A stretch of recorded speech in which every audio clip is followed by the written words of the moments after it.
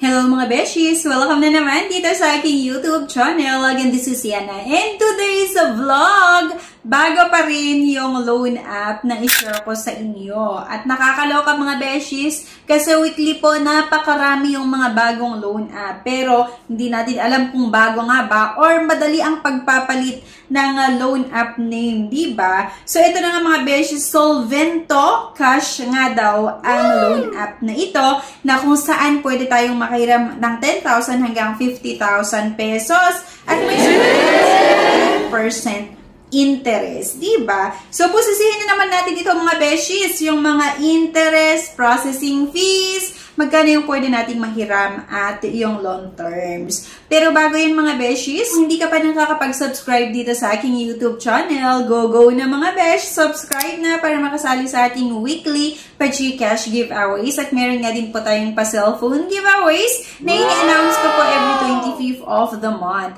At maliban doon, para maging updated din po kayo sa iba't ibang reviews natin, sa iba't ibang mga videos natin na ina-upload ko nga po dito sa aking YouTube channel patungkol nga sa reviews, iba't ibang mga loan app, kung ano yung mga legit at hindi legit na pwede nating mautangan.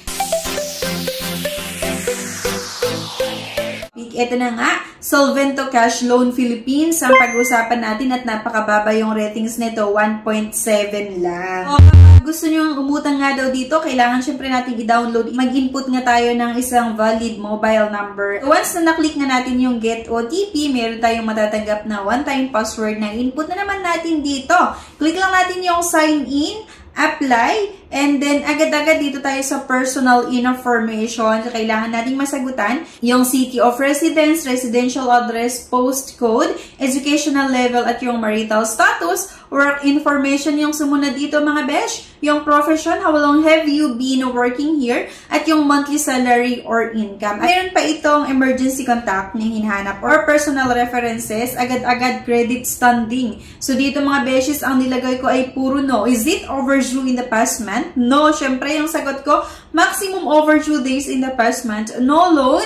Total borrowings in the past month pa rin no loan, at the number of loans in the past month, no loan pa rin yung sagot ko. So, pwede naman tayong magsinungaling dito. Charot lang. So, ito na nga, ID information. Kailangan lang natin makapag-upload ng isang valid government ID. Kasi nga po, isang ID lang naman yung requirements. Pwede na kayong makahiram daw dito. Pero teka, kailangan mapanood nyo yung buong video para diba magkaroon din kayo ng idea kung ano yung possible na makita nyo nga or ma-encounter nyo sa loan app na ito. Account type, and then please make sure that the ID card you upload is genuine and valid. Please make sure that the uploaded ID card photo is clear and complete. Otherwise, it will not pass a verification. So, ito nga daw yung mga ID na tinatanggap. UMI, the National ID, SSS, TIN, Passport, Driving License, Postal ID, at yung Voters ID. Meron nga din itong face identification at meron itong bank information. Mamimili ka kung saan mo gustong matanggap yung loan proceeds. Pwedeng via e-wallets or via bank transfer. Kapag e-wallets,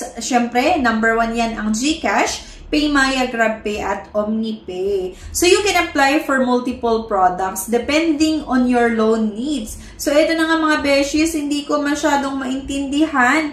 Diba, Solvento yung pangalan ng loan app na ito, pero dito sa dulo, naging Garial Peso nga daw, low interest rate at high quota. Yung pwede ko nga daw mautangan. So, 25,000 pesos yung quota range at may 1% na interest rate. So, kapag i-click natin yung apply now, ito yung lumabas from 25,000 pesos, naging 10,000 pesos na naman daw yung pwede kong mahiram, diba? Sumasakit na yung ulo ko kasi nakakalito naman, diba? Parang 25,000 pesos, then naging 10,000 pesos. Okay? So, sige, go tayo sa 10,000 pesos. And then, long terms ay 90 days daw or 3 months. At doon sa 10,000 pesos, meron daw matatanggap na 9,992. Merong interest na 0, service fee 8 pesos. Date of application ay May 12, 2024. Due date ay sa August 10, 2024. So, diba, mahaba daw yung due date or yung long terms. The application process is simple and easy to understand, allowing you to easily start your loan service. Click lang natin yung submit at your application is being submitted. Please be patient.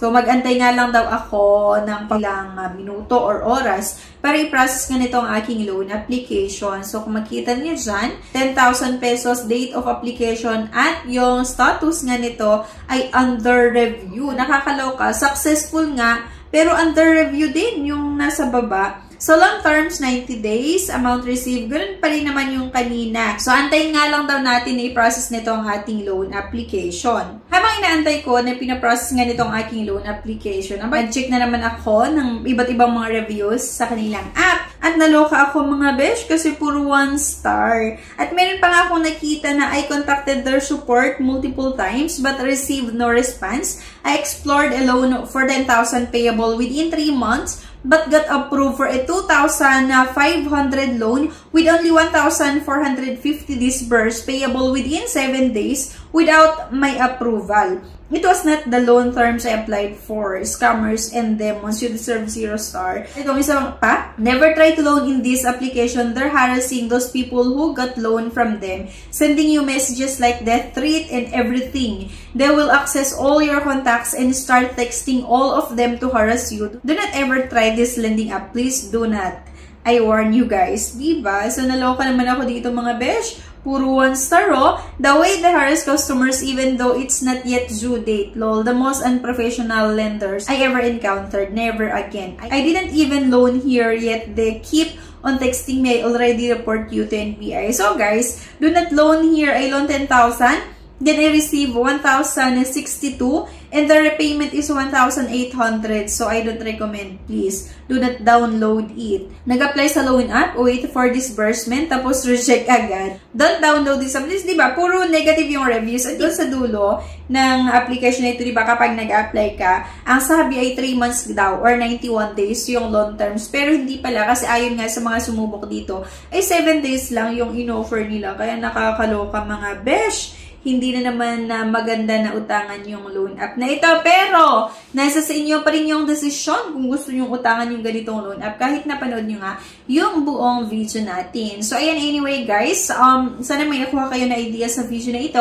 At kung sakaling may na-experience kayo, it's either maganda man yan or hindi, i-comment nyo yan para mabasa ng mga iba na nagbabalak pa lang subukan na utangan ito. So, by the way pala, yung loan app na ito ay nakita ko sa App Store. Hindi ko pa siya nakikita sa Google Play Store. Ay, ayun, baka i-search nyo kasi sa Google Play Store, hindi nyo siya makita. So, sa App Store ko or sa mga naka-iPhone or sa may mga cellphone na iPhone, ayan, available siya. Okay? So, yun lang mga beshies. Anyway, thank you for watching. Please don't forget to click the subscribe button. Sana i-like nyo din yung video at huwag nyo kalimutan na i-share. Thank you at see you on my next vlog. Bye-bye!